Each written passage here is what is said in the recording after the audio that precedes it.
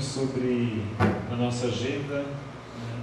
Tão cheia, repleta de coisas por fazer. A cabeça, então, nem se fala, porque se a nossa agenda está cheia de coisas, a nossa cabeça está mais cheia ainda. E nem sempre de coisas tão necessárias e úteis assim.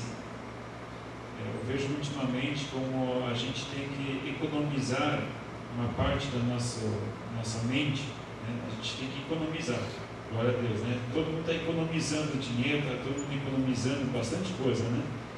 Mas o que eu estou percebendo ultimamente é que a gente está precisando economizar espaço, né, de memória, né, para coisa boa, porque o que vem de informação, a gente é inundado de informação diariamente. Então, se a gente não começa a restringir a informação que a gente absorve, se daqui a pouco começa, né, a não prestar mais atenção, porque chega um momento assim que o teu cérebro está tão ocupado com tantas outras informações, que aquilo que realmente é relevante, que realmente é importante, a gente acaba colocando junto com uma sopa de coisa, né, que já dá tudo lá dentro, já coloca mais isso, mais aquele outro. Eu tenho uma séria dificuldade de lembrar de coisas, né? Eu tenho dificuldade de lembrar e eu tenho que reeducar minha mente para excluir aquilo que não importa, para conseguir lembrar daquilo que realmente importa, né? E nessa noite o meu desejo é que você não receba apenas mais informações, mas que essas informações realmente sejam relevantes na sua vida, sejam realmente transformadoras. Nosso Deus é um Deus de intimidade. Nosso Deus é um Deus de relacionamento. Relacionamento. Podemos ter uma vida religiosa. E o que é uma vida religiosa? É uma vida que muitas vezes eu vou me mostrar uma coisa, não necessariamente em essência ser aquilo que eu estou mostrando, ser religioso. Nesse conceito, né? Ser religioso também é uma pessoa que busca Deus e tudo mais, tem esse outro conceito, né? Mas esse, um dos conceitos de religiosidade é quando uma pessoa apenas cria uma aparência, mas não tem a essência. Falta-lhe a essência. E com Deus é uma coisa interessante. Com Deus a gente pode talvez até demonstrar uma aparência espiritual, né? Mas em essência está longe de Deus. Acho interessante, meu filho falou assim, uma pessoa do círculo dele, de contatos, de repente falou que ia estudar para ser religioso, né? E ele era uma pessoa, essa pessoa sempre era uma pessoa descontraída, né? Aquela linguagem cotidiana, né? Tal. E quando foi fazer essa comunicação oficial, redigiu um vocabulário muito nobre, usando palavras rebuscadas, dizendo que agora ele iria se retirar do ambiente no qual estava envolvido para se dedicar à religiosidade. Mudou completamente o vocabulário só para escrever. Gente, há um tempo que eu estou indo estudar a Bíblia. Precisou fazer toda uma áurea religiosa, uma áurea né, um vocabulário, usou um vocabulário elaborado com palavras rebuscadas, né, para saiu fora do normal dele. O normal dele não era aquele. Claro, não precisa esculachar, né? Mas com Deus você é a essência. Você é aquilo que você é. Não adianta você usar palavras bonitas na oração. Você, né? Pastor, não ora você porque você tem palavras mais bonitas. Gente, desculpa, né? Mas não é quem tem palavra mais bonita que ganha. Senão o professor de português levava todas, né? Deus só ouve a oração do professor de português, porque o português ele é perfeito, né? pode até fazer oração em poesia, né? Ou, nossa, eu acho que aí Deus deve inclinar o ouvido, nessa hora ele inclina o ouvido, né? Quando tem os outros, ele faz assim, né? Nós vê, nós fui, nós fumo, então, gente, tem gente que fala tão errado, e fala errado, e ora errado. Agora tem um coração constrangido na presença de Deus, que quando a pessoa fala com Deus, o céu abre. Intimidade. Conhece o Pai. Ou você chega para o teu pai e diz: Pai, senta aqui do meu lado, que agora eu vou falar contigo. Eis que me achego agora a tua presença, meu Pai. Não, Pai, vem cá, senta aqui. Você não vai usar também falta de educação, né? Ô velho, não, né? Você diz: Pai, queria muito conversar contigo. Fala, meu filho. Então, sabe o que aconteceu hoje? Conversa comigo. Intimidade, né? Eu creio que nosso Deus é um Deus de relacionamento, nosso Deus é um Deus de intimidade. O nosso Deus não é um Deus distante. Nosso Deus não é um Deus distante. Nós podemos estar distantes dele, sim. Nós podemos nos colocar numa situação, numa condição distantes dele, mas ele não está distante. O que muitas nós fazemos é que nós nos afastamos dele. Isso sim, acontece direto. Tá? Como é que a gente pode ver isso? Será que Deus te conhece? Será que realmente Deus sabe quem você é?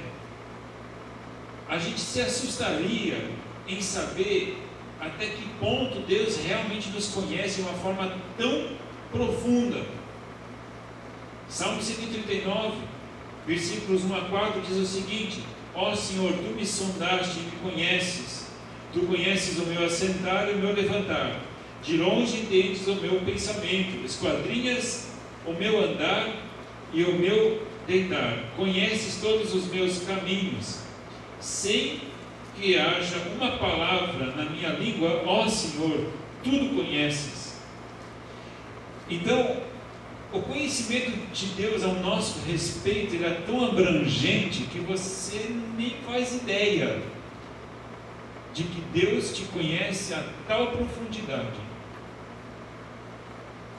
que a gente fica assim admirado. Esse texto todo, o Salmo 139, um salmo lindo, maravilhoso, que vai falar sobre o conhecimento de Deus a nosso respeito. O quanto ele é um Deus pessoal. Ele é Deus do coletivo, mas ele é Deus no individual, no ser humano, no indivíduo. Até o nosso pensamento ele já sabe. E é um Deus de relacionamento. Onde é que a gente pode ver isso? Que Deus é um Deus de relacionamento. A gente vai ver lá no Jardim do Éden, Adão e Eva foram criados, e quando o dia estava acabando, de repente, quem aparece lá no Jardim do Éden? Deus. Está ele lá, todo feliz, né? Quer dizer, nessa hora não sei se estava tão feliz assim, mas enfim, está lá no versículo 8, capítulo 3, Gênesis. Então, ouvindo a voz do Senhor Deus, que passeava no jardim pela viração do dia, esconderam-se o homem e sua mulher da presença do Senhor Deus entre as árvores do jardim. Mas chamou o Senhor Deus ao homem e lhe perguntou: onde estás? Quem chama para a presença aqui? Quem dá a iniciativa? Quem busca? É Deus. E ele está lá passeando no jardim, está lá caminhando e procurando o ser humano, procurando o homem. E o homem, ele se esconde. Mas eu acho que a história não mudou muito. Seres humanos evoluíram tanto, né? Cresceram tanto no conhecimento, na razão, em tantas coisas, e quando vejo, somos iguais a Adão e Eva. Deus à nossa procura e a gente brincando de esconde-esconde com Ele. A gente se escondendo dele, com medo, por causa da nossa consciência, muitas vezes. E Deus, nessa situação, Ele chama pelo homem: ô Adão, onde é que você está? Será que Deus não sabe? Já que Deus sabe de tanta coisa, né? A gente acabou de ver no Salmo que Ele sabe até palavra que a gente nem expressou. Será que Ele estava com dificuldade de achar o homem? Poxa, se Ele sabe todas as coisas, por que Ele ficou chamando? Né? Você sabia, conhece o homem, conhece até o pensamento do homem. Estava dando uma chance, né? Que nem aquele pai, né, que sabe onde é que o filho está se escondendo, né? E aí ele fica: ô filho, né? Estava atrás do armário, o pai fala: ô filho, onde é que você está? Hein? Tipo, estou te procurando, daí, né? Para ele dizer: ó, pai, aqui, ó, né? Para ele se mostrar para ele, dizer: ó, pai, mesmo que eu tenha feito coisa errada, mas enfim, eu quero ter comunhão contigo. Interessante, nessa situação, o pai vai atrás, o Criador vai atrás da sua criatura, né?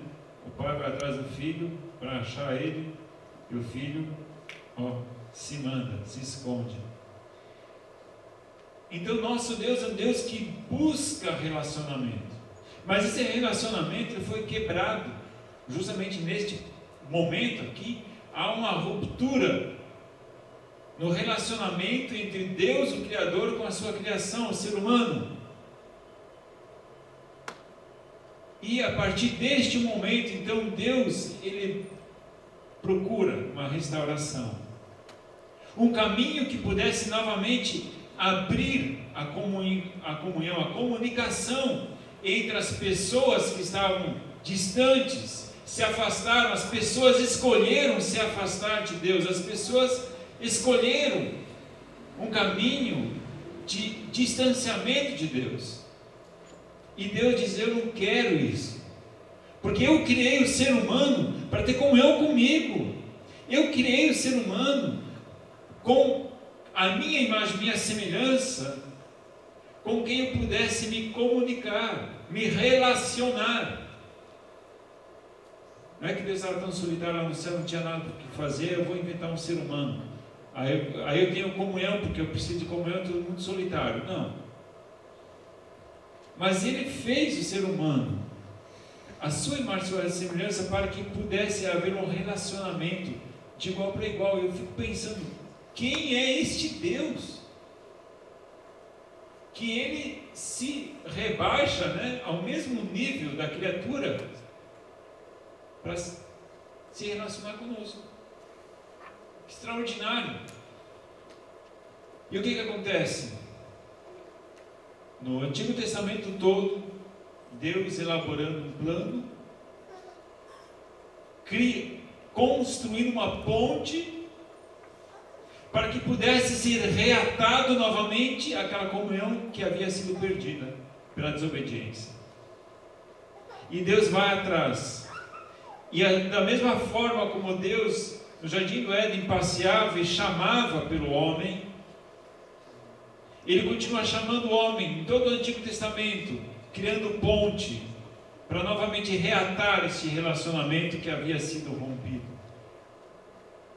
E a coroa, aquele que realmente nos mostra de como é que pode ser um relacionamento genuíno do ser humano para com Deus, foi Jesus. E aí Jesus, Ele abre essa porta e vai mostrar para a gente, porque Jesus, Ele foi o modelo perfeito a ser seguido. Jesus é o homem perfeito, aquele que nos mostra o Pai e como nós podemos nos relacionar com este Pai, com este Deus, que não é uma forma distante de adoração, como muitos judeus haviam adquirido. Iam lá trazer o sacrifício, né, sacrificava o animal e ia embora. Não. É um Deus que acompanha a gente no nosso dia a dia. E Jesus, então, como é que a gente pode aprender de Jesus? Que Deus é esse que Jesus nos apresenta? Como é que é esse relacionamento de Jesus com esse Deus? Em Mateus capítulo 6, versículo 9 em diante, Mateus capítulo 6, versículo 9 em diante, nós temos lá a oração do Pai Nosso.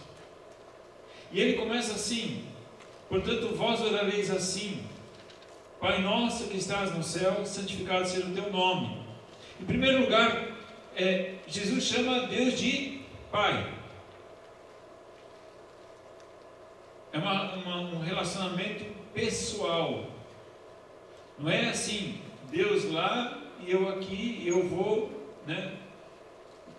mandar uma carta para Ele, algo impessoal. Não. É algo muito pessoal, muito próximo, algo íntimo. Pai. Tem a ver com um vínculo parentesco, inclusive, e por aí vai. Não vou abordar toda a oração do Pai Nosso, porque isso eu já fiz em outros cultos. A gente pegou versículo por versículo, acho que foram uns 2 anos atrás que a gente foi pegando o Pai Nosso, versículo por versículo. Cada culto, de cura e restauração, a gente pegava um versículo só, e a gente fazia uma mensagem sobre ele. Mas enfim, eu quero focar apenas quando ele começa a oração, que é justamente Pai Nosso que está no céu. E aí ele começa a oração dele. Outra dica que Jesus nos dá a respeito de oração, a respeito de comunhão com Deus. Ele fala lá no capítulo 6 mesmo, um pouquinho antes, ele fala no versículo 5: e quando orares, não sejas como os hipócritas, pois gostam de orar em pé nas sinagogas e nas esquinas das ruas, para serem vistos pelos homens. Em verdade vos digo que já receberam a sua recompensa. Agora, versículo 6. Mas tu, quando orares, entra no teu aposento e, fechando a tua porta, ora a teu Pai que está em secreto, e teu Pai que vê secretamente te recompensará. E orando não useis de vãs repetições como os gentios, que pensam que por muito falar serão ouvidos, aquilo que eu falei, não adianta usar a palavra bonita, não, vou repetir várias vezes para Deus, certificar que Deus ouviu. Vou ficar repetindo a mesma coisa, continuamente. Não. Se você conversa com alguém, você não fica falando a mesma coisa o tempo inteiro. Você tem um diálogo, Não vos assemelheis a eles, pois vosso Pai sabe do que necessitais antes de lhe pedir. Então, seja franco, seja sincero. O que me chama a atenção aqui é aquilo que está no versículo 6: mas tu, quando orares, entra no teu aposento e fechando a tua porta. Porque ele destaca o seguinte: se você quer aparecer com uma oração bonita, você está querendo impressionar quem? As pessoas. Se você está querendo com a tua oração impressionar as pessoas, então a tua oração está sendo para quem? Para Deus ou para as pessoas? Então você está orando para as pessoas, tá? Você quer que as pessoas te ouçam, que as pessoas ouçam a tua oração, para que elas fiquem assim, como ela ora bem, que palavras bonitas. Agora, se você está mais preocupado que Deus ouça a tua oração, você vai fazer isso escondido. E da forma que... Porque aí, lá no quarto, onde está só você e Deus, você não precisa impressionar ninguém, Aí você pode impressionar a Deus. Você pode chamar a atenção de Deus para a sua vida, para aquilo que você está passando. E aí que Deus quer que você chegue. E Jesus diz, é justamente isso que Deus quer. É um relacionamento. Não são palavras bonitas, não são expressões ou uma repetição, mas Ele quer um relacionamento contigo. Porque Ele é um Deus vivo, não é um Deus morto. E com os vivos você conversa. E justamente então, Jesus diz, olha, é essa forma de comunicação que você tem que ter com Deus, um diálogo, uma conversa. E para você ter uma conversa com alguém, você tem que ser íntimo dessa pessoa. Se você não for íntimo da pessoa, você não vai ter uma conversa. Então, Jesus vai nos dando dicas de como é que deve ser uma vida de oração. Aí você pensa assim, pá, mas Jesus nos dá dica de oração? Jesus precisava orar? Já que ele era filho de Deus? A Bíblia diz que Deus sabe de tudo, que que não existe nada encoberto a Deus. Então, por que Jesus orava? A gente não pode se esquecer que Jesus se esvaziou da divindade, dos atributos divinos. Ele se esvaziou dos atributos divinos. E o que são os atributos divinos? Onisciência. Então, ele se limitou, vindo para a terra, ele se limitou no conhecimento,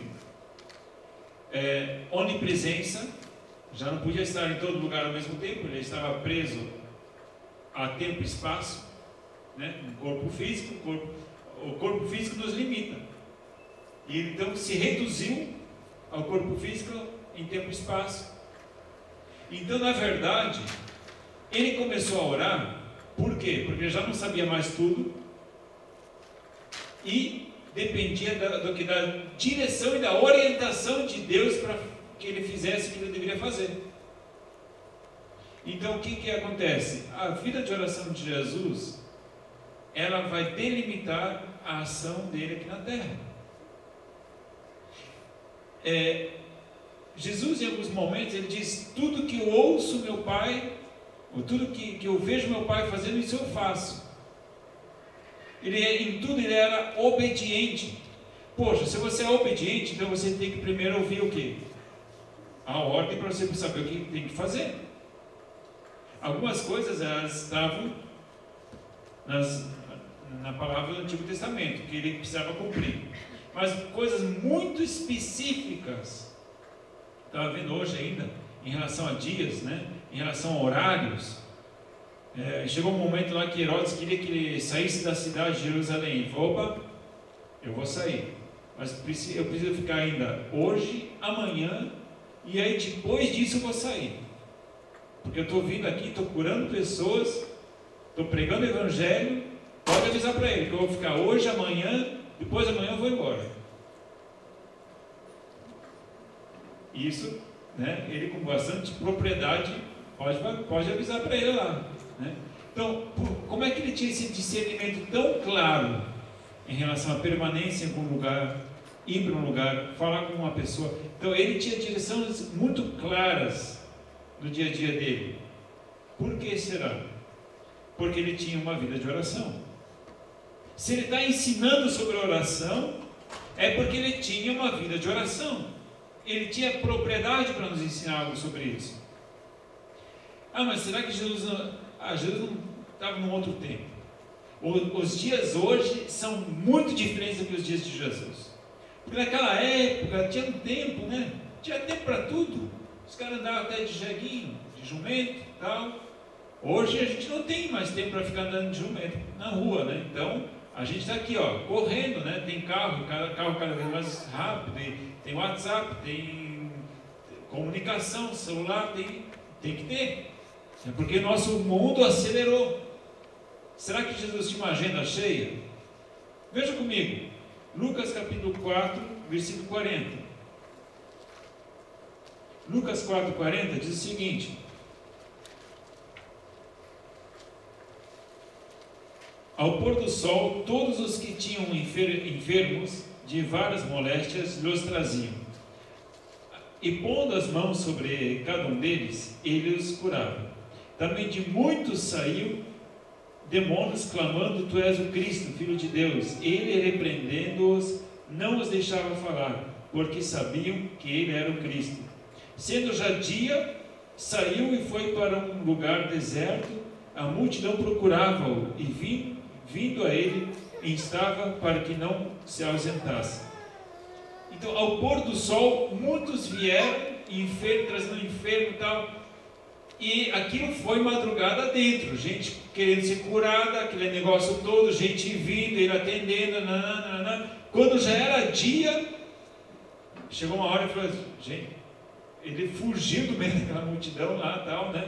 e se escondeu num lugar solitário para dar uma relaxada, enfim, para descansar, para pelo menos dar uma pausa. E o que acontece? Logo em seguida, a multidão já procura ele, e vindo ele, estava para que não se ausentasse. Ele chama, não vai embora, não vai se ausentar, vem cá. E aqui, né? Veja lá, capítulo 5, versículo 1, logo na sequência, diz assim: apertando a multidão para ouvir a palavra de Deus, estava ele junto ao lago de Genezaré, e viu 2 barcos, né, por aí vai. Então, a multidão chegava a espremer Jesus, em algumas situações, a tal ponto que ele dizia: gente, calma, entrou no barco, e do barco começou a pregar, porque não tinha nem espaço ali para ele ficar. Veja agora no capítulo 12, versículo 1. Capítulo 12, versículo 1 de Lucas. Ajuntando-se, entretanto, muitos milhares de pessoas, de sorte que se atropelavam uns aos outros, Jesus começou a dizer aos seus discípulos. O que diz o texto? Se viu? Se leu? Se viu? Reparou como é que diz o texto? Ajuntando-se, entretanto, muitos milhares de pessoas, de sorte que se atropelavam uns aos outros, Jesus começou a dizer aos seus discípulos. Aí ele começa a pregar. Pensa numa muvuca que deu. Pensa numa situação complicada. E o pessoal corria atrás de Jesus, e Jesus. Eu acho que ele era uma pessoa bem ocupada. Eu lendo a Bíblia assim, eu vejo que o cara não ficava assim de moleza, não. Veja mais, Mateus capítulo 14. Mateus 14, 22.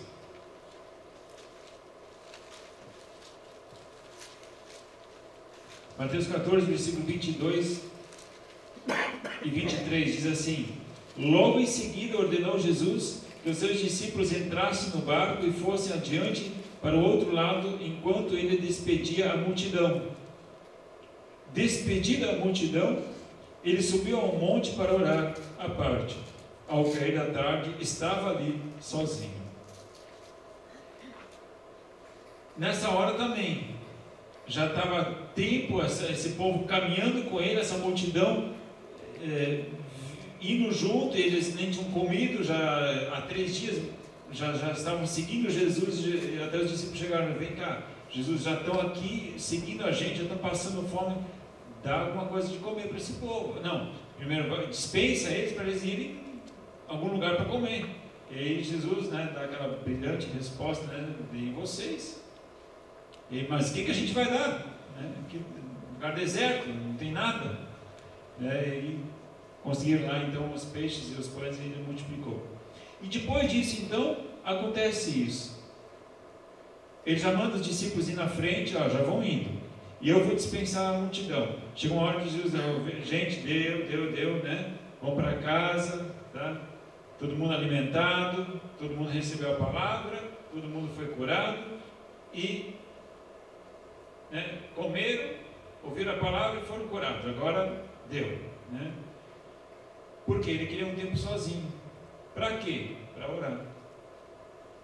E aí então ele ficou um tempo, porque ele precisava disso. E agora um texto que eu amo muito é Lucas 5, versículo 15, que eu acabei de ler na introdução deste culto. Lucas 5, 15, que eu acho um texto maravilhoso que mostra o equilíbrio de Jesus, de saber equilibrar o trabalho,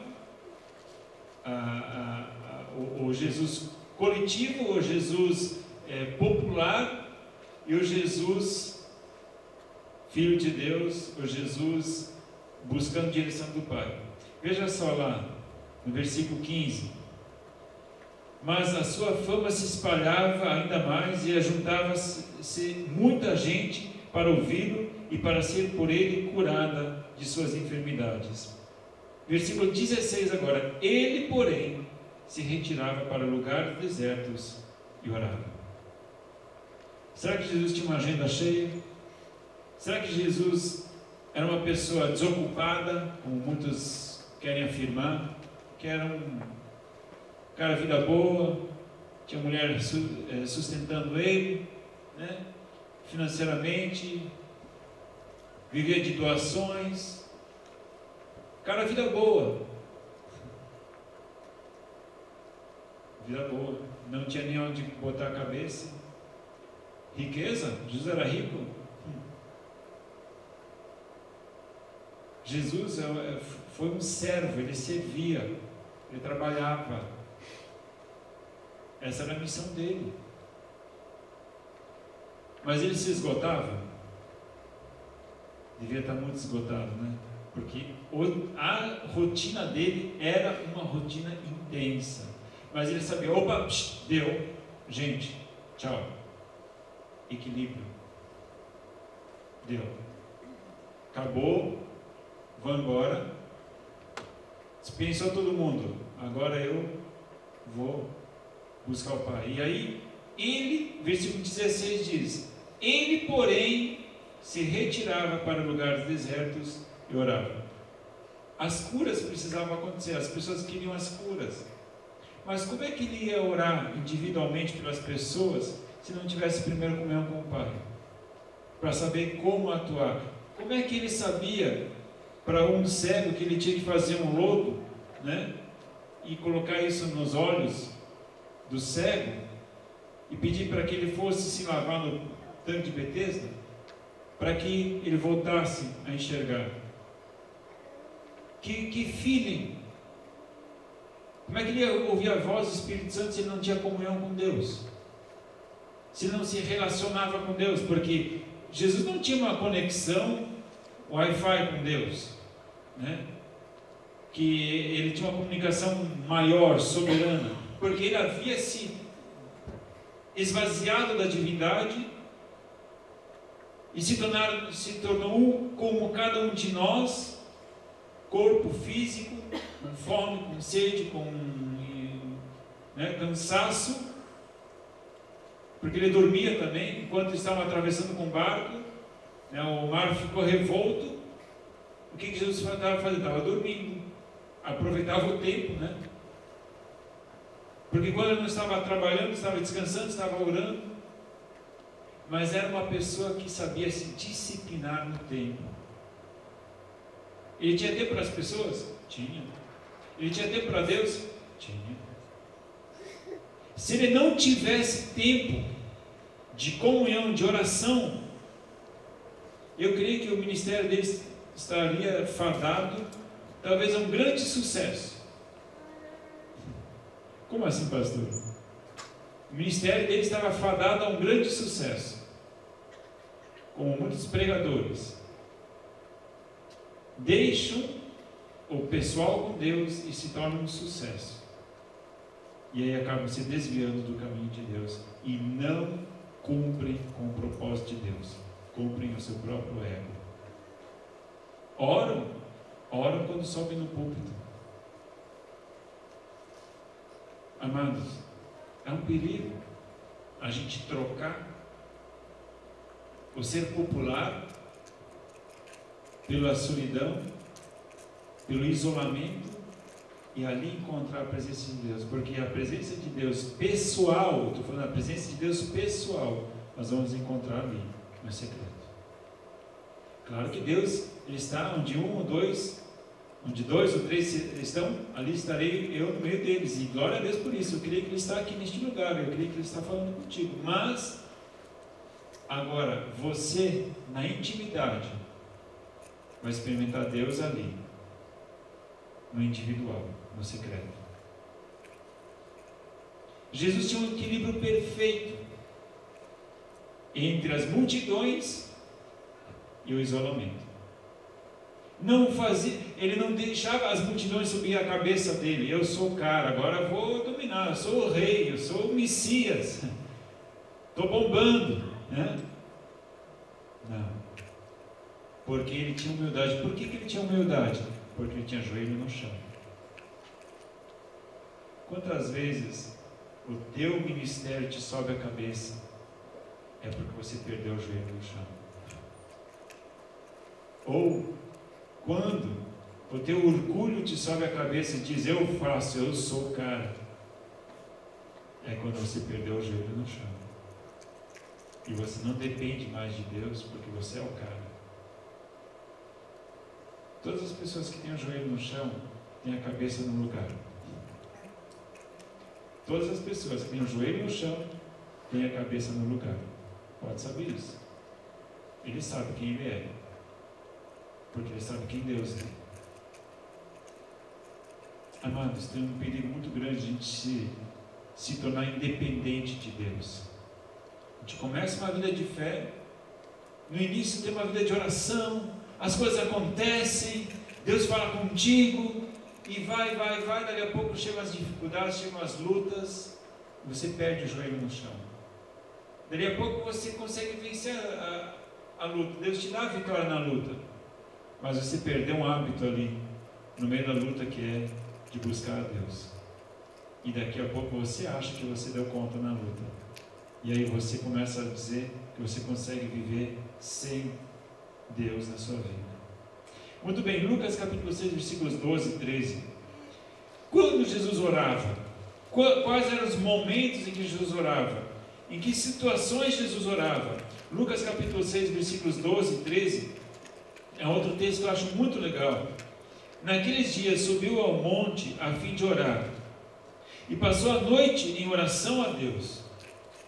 Quando já era dia, chamou a si os discípulos, escolheu 12 dentre eles, a quem também deu o nome de apóstolos. E aí vem a lista dos apóstolos. Antes de tomar uma decisão muito importante, já tenho comentado isso com os meus alunos lá de teologia. Jesus tinha uma decisão muito importante a tomar. Talvez uma das decisões mais importantes no ministério dele aqui na terra. Quem daria seguimento ao trabalho dele? Os sucessores dele precisavam ser pessoas escolhidas por Deus. Não por ele, mas por Deus. Porque precisavam ser as pessoas certas, que dessem continuidade ao trabalho dele. Todo o ministério dele estaria nas mãos dos discípulos dele. Se ele escolhesse pessoas não capacitadas, ou pessoas não compromissadas, não entregues mesmo, todo o ministério dele estava fadado, talvez, a ruir. Então ele precisava tomar uma decisão muito importante. A única vez que você vai ver na Bíblia dizendo que Jesus orou a noite toda, que ele ficou a noite toda em oração, é esse texto. De tal importância era essa decisão que ele precisava tomar. Escolher os líderes que caminhariam com ele. E aí fica a pergunta: como é que nós escolhemos nossos líderes? Como é que a gente vê quem vai caminhar ao nosso lado? Ou no relacionamento conjugal, ou seja lá o que for. Como é que você escolhe teus amigos? Como é que você escolhe as pessoas que estarão se relacionando contigo e te conhecendo na tua intimidade? Com que busca, com que intensidade você está buscando a direção de Deus para os teus propósitos, para os teus ministérios, para as tuas decisões que você precisa tomar? Jesus, ele passou a noite inteira orando, pedindo a direção de Deus, e aí escolheu. Mas escolheu o cara errado, né? Cara, se não tivesse escolhido Judas, cara, o que adiantou orar a noite inteira se ele escolheu Judas? Adiantou alguma coisa? Brincadeira, tá, gente? Fazia parte do propósito, fazia parte do projeto. E Jesus sabia que quem ia entregar ele. Lá depois isso aparece, né? Que não, Jesus realmente sabia. E Judas entrou no pacote. Nem porque você orou a noite inteira que não venham adversidades para você. Deus permite adversidades do mesmo jeito. Mas elas fazem você chegar mais perto de Deus. Jesus, então, em que momentos ele orava? Em primeiro lugar, grandes decisões. Em segundo lugar,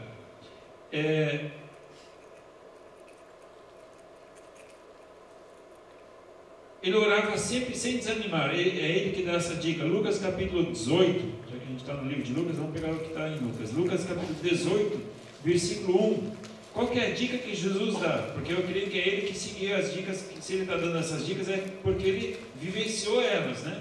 Lucas 18, 1 diz assim: Jesus contou-lhes uma parábola sobre o dever de orar sempre, sem jamais esmorecer ou desanimar. Veja só que exagero. Jesus contou-lhes uma parábola sobre o dever de orar sempre, sem desanimar. Percebeu a intensidade do negócio aqui? O dever de orar sempre, o compromisso de orar sempre. Como é que está esse dever na tua vida? Ah, pastor, eu oro quando eu sinto que eu preciso orar. Ah, não, aí já foi, né? Quando você sente que você tem que orar, porque já passou do tempo, né? Aqui diz que você tem o dever de orar sempre, sem desanimar, sem parar, sem vacilar. É um dever. Como é que estamos cumprindo ele? Jesus, aí ele conta, né, da viúva pobre que queria justiça, ela foi para o juiz: ô juiz, faz justiça. Não, não faz. Ah, juiz, vai lá. Não, não vou fazer. E ainda que, né, por causa da importunação dessa mulher, ele vai lá e vai fazer. Então o que Deus diz com isso? Gente, vem, me incomoda, né? Eu vou atrás de vocês, eu fiz tudo por vocês, eu já chamei vocês, eu criei a ponte, eu mandei Jesus, eu já fiz tudo que eu podia fazer, eu caminhei no jardim, eu chamei vocês, vocês ouviram minha voz, agora é parte de vocês, saí no esconderijo de vocês. Mas não é isso que Deus está falando. A ponte foi feita, o caminho está aberto. Vamos aproveitar o caminho. Outro momento, né? Então ele fala aqui sempre, esse é o tempo, né? Em que outro momento Jesus orava? E em que intensidade ele orou nesse momento? Lucas 22, um pouquinho mais para frente, né? Lucas 22, versículo 44. Lucas 22, 44 diz o seguinte: em agonia orava mais intensamente, o seu suor tornou-se em grandes gotas de sangue que corriam até o chão. Num momento de muita angústia, pesava sobre ele uma angústia de morte, uma opressão inimaginável. E neste momento ele orava com mais fervor, com mais intensidade. Quando a gente está muito oprimido, muitas vezes, sabe, não tenho nem vontade de orar. Não tenho nem vontade de orar. Não é assim? Se fosse pela nossa vontade, meus amados, eu não sei se a gente orar, viu? Porque não é em relação à vontade, é em relação a cumprir. Há uma necessidade. É um compromisso que nós temos que ter com Deus. Em agonia profunda, ele clamava ainda mais alto. E outro texto ainda em Mateus capítulo 26, 41, gostaria de... Agora vamos voltar para Mateus, né? Mateus 26. Aqui Jesus nos dá uma dica. Se a coisa está difícil, está pesada. 26, versículo 41. Neste mesmo período, nessa mesma ocasião, quando Jesus está lá no jardim do Getsemane, está prestes a entregar a vida dele, ele diz, e aí encontra, né, levanta enquanto os discípulos dormindo, aquela situação toda, né, enquanto ele orava, clamava, chorava, se esguailava, né, aos pés de Deus, os discípulos dormiam, e ele tinha pedido a gente: vem orar comigo, estou precisando, hein? Se fosse a intercessão dos discípulos, né? Misericórdia, Jesus já... Por isso que foi para a cruz, né? Aí a resposta, né? Os discípulos não vigiaram, não oraram, Jesus foi preso, né? Mas aí fico pensando, né? Irmão, ora por mim, vou orar, né? Às vezes a gente promete, a gente faz que nem os discípulos, né? Quando vai ver, o cara está no terceiro céu, né? De sono. Aí, versículo 41 diz assim: vigiai e orai para que não entreis em tentação. Na verdade, o espírito está pronto, mas a carne é fraca. Jesus diz: gente, olha só, ora, vigia, para que vocês não entrem em tentação. Significa que muitas vezes a gente é fraco, cai na tentação, porque a carne está muito forte. Porque a gente alimenta mais a carne do que o espírito.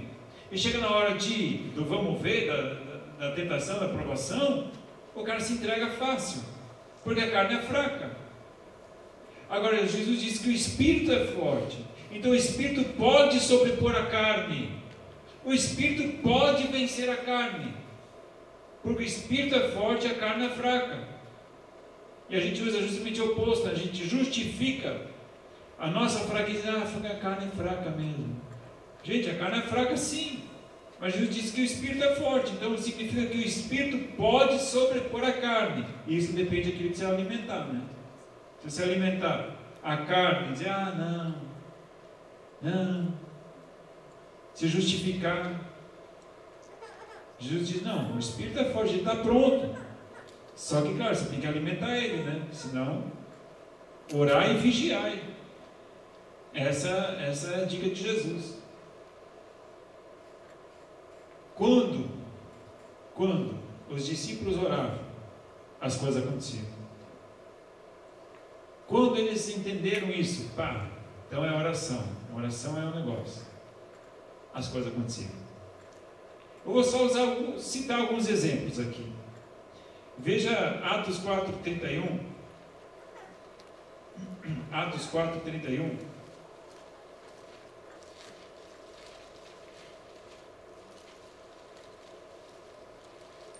Diz assim: tendo eles orado, moveu-se o lugar em que estavam reunidos, e todos foram cheios do Espírito Santo e anunciavam com ousadia a palavra de Deus.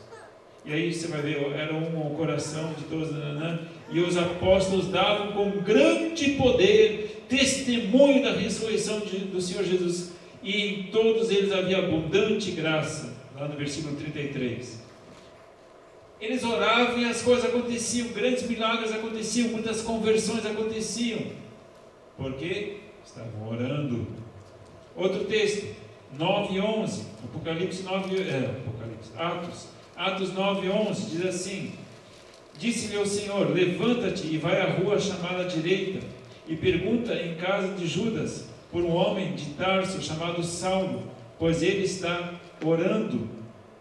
Numa visão ele viu que entrava um homem chamado Ananias e punha sobre ele a mão para que tornasse a ver. Saulo, que acabava de se converter, estava agoniado, orando, clamando. Enquanto ele clamava, ficou 3 dias sem comer. Com que intensidade você tem buscado a Deus? Com que intensidade você tem buscado a Deus? Eu oro antes de comer. Essa vida espiritual que você vai ter. Não espere mais do que isso. Você precisa de uma intervenção de Deus na tua vida? Como é que Jesus orava? Mais ou menos. Paulo chegou um momento, mas também, né? Ficar cego, daí claro que tem que acontecer alguma coisa, né? Vem cá, você quer esperar ficar cego para orar? Será que Deus tem que pesar a mão a tal ponto na tua vida para você ficar cego? Para você daí orar? Por que Deus tem que fazer isso com Paulo? Amados, a nossa vida de oração, eu estou falando com você, mas eu falo para mim também. Eu fico indignado comigo mesmo, eu deveria estar orando muito mais. A gente faz muito corpo mole para a oração. E aí, No meio do clamor, ele passou horas orando. E aí Deus fala para Ananias: vai lá atender meu filho. Vai falar com ele lá. Gente, você quer a resposta de Deus? Ou que alguém traga uma resposta de Deus? Dobra o joelho. Capítulo 10, versículos 2 e 4. Capítulo 10, versículos 2 e 4. Piedoso e temente a Deus, com toda a sua casa, o qual fazia muitas esmolas ao povo, e de contínuo orava a Deus. Este quase a hora nona viu claramente numa visão um anjo de Deus que se dirigia para ele e dizia: Cornélio. Esse homem era Cornélio. Ele tinha uma vida de oração, e quase a hora nona significa quase no horário de orar, porque ele orava. Então Pedro também, de repente Deus tem um chamado específico para Pedro: vai para a casa de Cornélio. Esse encontro acontece em oração. Pedro orando, Cornélio orando. Esse é o segredo. 12:12. Pedro está preso. Capítulo 12, versículo 12 diz assim: depois de considerar ele nisto, foi à casa de Maria, mãe de João, que tinha por sobrenome Marcos, onde muitos se encontravam reunidos e oravam. Então Pedro estava lá na prisão. Enquanto isso, tinha um grupo de oração. Oh glória! Tinha gente ali clamando em favor da igreja. Era a igreja reunida lá na casa de alguém e estava orando. E de repente aparece Pedro em pessoa. 13, 2 e 3. Capítulo 13, versículos 2 e 3. Diz assim: servindo eles ao Senhor e jejuando, disse o Espírito Santo: apartai-me a Barnabé e a Saulo para a obra que os tenho chamado. Então, depois de jejuarem e orarem, puseram sobre eles as mãos e os despediram. Estavam servindo ao Senhor. Aquele servir ao Senhor é um período de consagração, período de jejum e de oração. E neste período de consagração, de jejum e oração, o Espírito Santo de Deus fala com os líderes da igreja. Fica a dica. Precisamos de direção. Deus quer dar direção, mas o que precisa? Consagração. 22:17. Atos 22:17. Voltando eu para Jerusalém, quando orava no templo, achei-me em êxtase. Versículo 18. E vi aquele que me dizia: apressa-te e sai logo de Jerusalém, porque não receberão o teu testemunho acerca de mim. Paulo estava lá na boa, orando no templo, e no meio da oração, de repente, Deus fala com ele: levanta e sai agora. Sai agora, que vai pegar mal para você. Não vão receber o teu testemunho, foge. Se ele estivesse passeando só Jerusalém, né, ver a cidade e tal, mas em oração. É interessante, quando a gente vai observar esses textos, sempre tem oração no meio e as coisas acontecem, existe uma ação.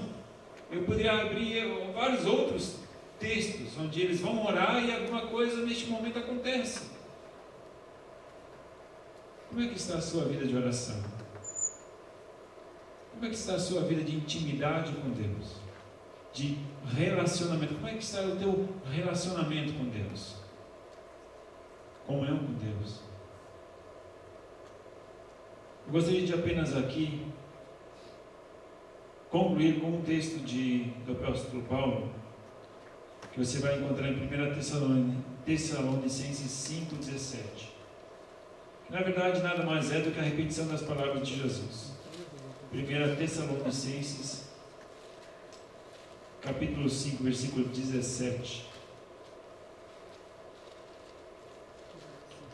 É um versículo muito difícil, não de decorar, mas de cumprir.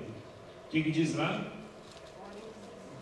Orai sem cessar. São 3 palavras, né? Orai sem cessar. Jesus já tinha falado isso, já, né?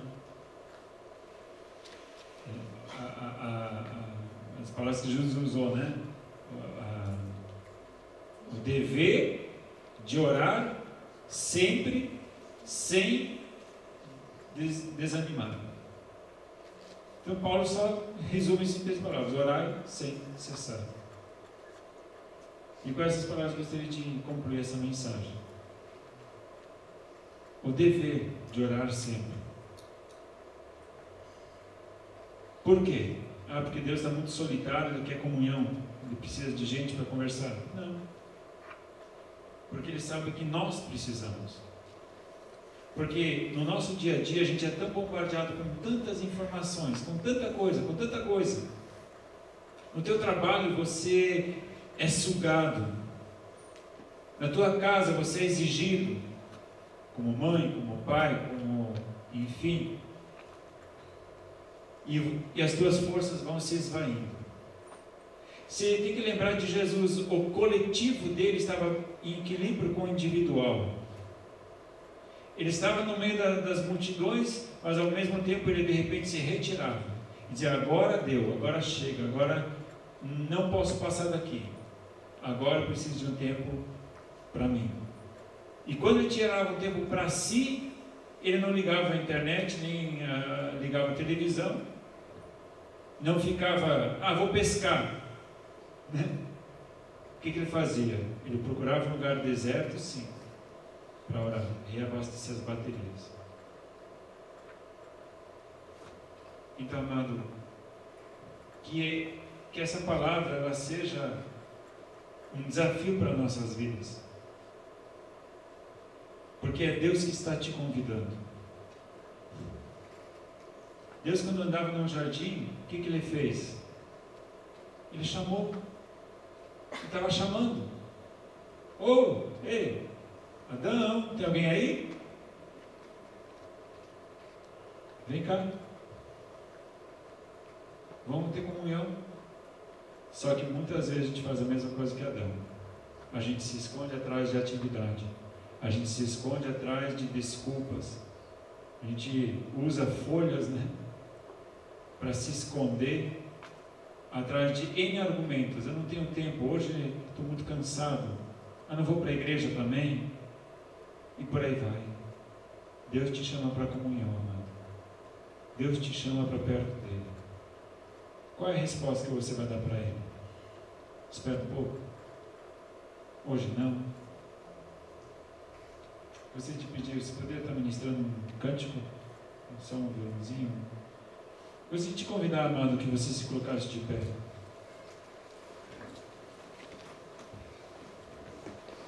Eu sei que a tua vida talvez tenha sido muito agitada, que você tem muitos compromissos.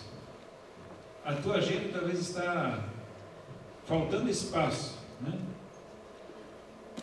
Falta horas e sobra compromissos. Mas lembre-se de Jesus. Pensa alguém que tinha uma agenda cheia, mas ele tinha tempo para Deus. Ele precisava de tempo para Deus, porque ele precisava.